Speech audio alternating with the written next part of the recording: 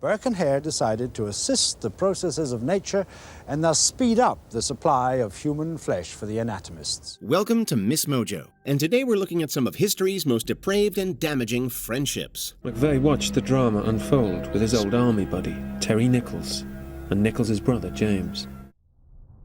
Lawrence Bittaker and Roy Norris. Did you at any time ever use an ice pick? No, sir.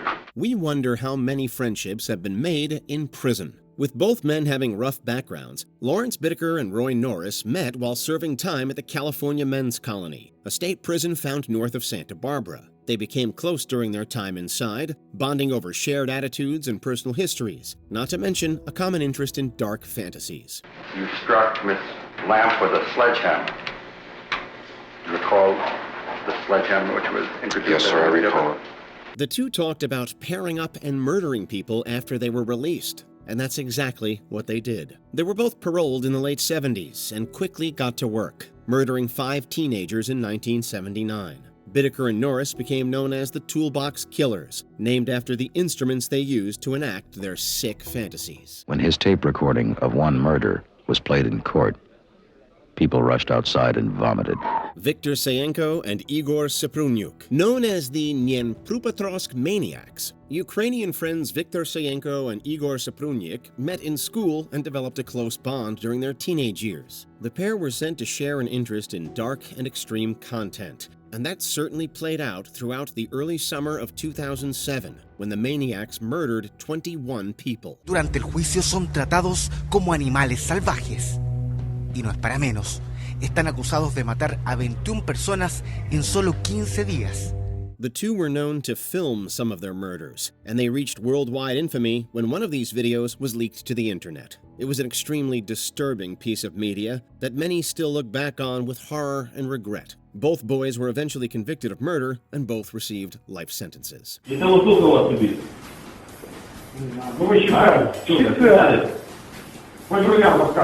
Leonard Lake and Charles Ng. Serial killing partners Leonard Lake and Charles Ng had carved their names in infamy as two of the world's most evil killers. Leonard Lake was a former U.S. Marine with a deeply troubled psychological history, including apocalyptic beliefs. Charles Ng also served in the Marines and escaped from a military prison in the early 1980s while serving time for weapons theft. The two shared an interest in the outdoors, and they met after Lake put a personal ad in a magazine for survivalists. Ng was in military detention, and he was reading a magazine, and there was an ad in this magazine Leonard Lake had placed in there, and he responded to this ad. So it was a real chance encounter. Lake immediately took control of the friendship, with Ng referring to his new buddy as a, quote, brotherly, fatherly figure. The two eventually relocated to a remote property in Wilseyville, California, but their interests soon turned from hunting game to hunting humans. Together, they kidnapped and killed between 11 and 25 people at the remote cabin. There was a cell area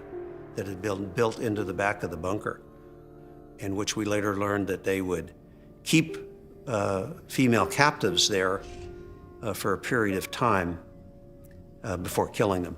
Nathan Leopold and Richard Loeb. To the perfect crime.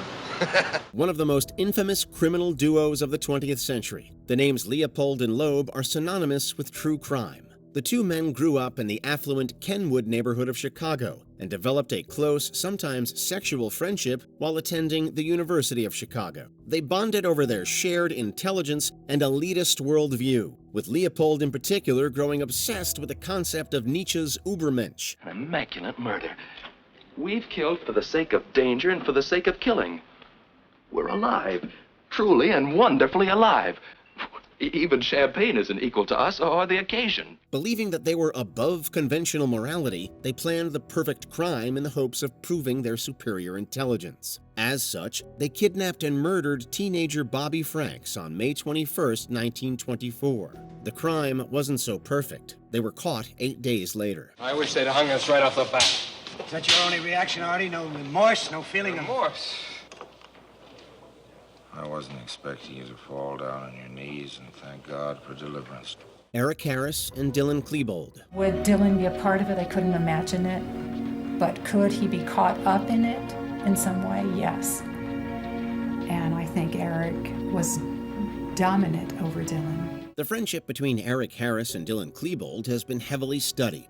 Known for enacting the Columbine Massacre, Harris and Klebold killed a total of 14 people, including one victim that died from her injuries in 2025. The boys met in middle school and developed a hatred for the world as they grew older. Harris was described as being manipulative and controlling, a true psychopath. He didn't nearly have the simmering anger that he did later on, by any means. I think he was a different person. Columbine changed me. I know it changed him, obviously. But I don't think he was nearly as psychotic as he turned out to be. In contrast, Klebold was more depressive and self-loathing, his vulnerability a tool for Harris. They fueled each other's rage, and their hatred for the world exploded on that fateful April day in 1999. Most psychologists now believe that the shooting was born out of a desire to cause as much pain as possible, both physically and mentally. Eric's secret journals and video recordings leave the clear impression of a disturbed mind, filled with grandiose and destructive schemes. Dylan, however, is a mystery. William Burke and William Hare. The body was vetted by Dr. Knox himself, who didn't ask any questions about where it came from, and authorized a payment of £7 10 shillings. William Hare ran a lodging house in Edinburgh, and it's there that he met William Burke. At the time, Edinburgh was going through a shortage of medical cadavers. So when a tenant of Hare's passed away, they sold her body to anatomist Robert Knox. He paid them the modern equivalent of £800. Realizing that there was good money in supplying cadavers to medical schools, the duo embarked on a murder spree, killing and selling a total of 16 people. It's an curious irony of legend that these two men, who became a byword for body snatching and grave robbing as prototype resurrectionists, actually never robbed a single grave or dug up a single body themselves. They simply created corpses. Their friendship wasn't one of love or companionship, but pragmatic criminal intent. This is mirrored in their fates. Hare testified against Burke in exchange for immunity and left Edinburgh. Burke was hanged, his skeleton, ironically, given to the Edinburgh Medical School. Surely Dr. Knox must have known that the bodies brought to him by Burke and Hare had been murdered. No. I think you could say that quite categorically, no. I think you may have to say that he didn't want to know where they came from. Timothy McVeigh and Terry Nichols. This is to be mixed with nearly 6,000 pounds of simple ammonium nitrate fertilizer he and Terry Nichols had legally bought in stores. Old Army buddies, Timothy McVeigh and Terry Nichols met while serving at Fort Benning in Georgia. Although Nichols was much older, they developed a connection during basic training and bonded over their shared hatred of the American government. The Turner Diaries was just the kind of book that he was looking for, because it was a book about gun rights, it was a book about hatred for the U.S. government, and it was also a book about a terrorist act. These opinions were fueled throughout the early 90s following disastrous events like Ruby Ridge and Waco, events which they perceived as gross federal overreach. As such, they conspired to teach the government a lesson, and on April 19, 1995, they enacted the Oklahoma City bombing. The Alfred P. Murrah Federal Building was destroyed by a homemade truck bomb, killing 168 people and injuring hundreds more. To date, it is the deadliest domestic terror attack in American history. McVeigh's decided that his bomb must be set to cause maximum casualties. He believes that while the government can rebuild bricks and mortar, it's only when lives are lost in great numbers that the justice of his cause, that the federal government is totally out of control, will be recognized. Tomás de Torquemada and Queen Elizabeth I of Castile. Having been the childhood confessor to the devoutly Catholic Isabella, Torquemada's influence over the Queen was enormous, and they shared one obsession: religious purity and the threat of heresy.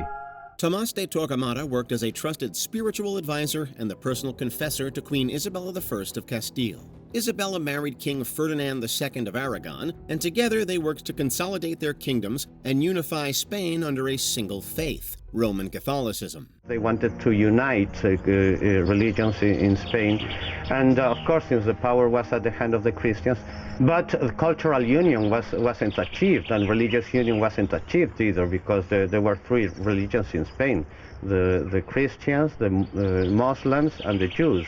Torquemada used his personal and spiritual connections to Isabella to sway political policy and develop his new role as Inquisitor General of Spain. As such, the three played a large role in the Spanish Inquisition, with Torquemada serving as its primary enforcer. They rooted out those who secretly practiced other faiths, often subjecting people to torment. Thousands were killed throughout the Inquisition's 350-year history, with about 2,000 deaths coming from Torquemada's time alone. Certainly Torquemada was the decision behind the decree to expel the Jews.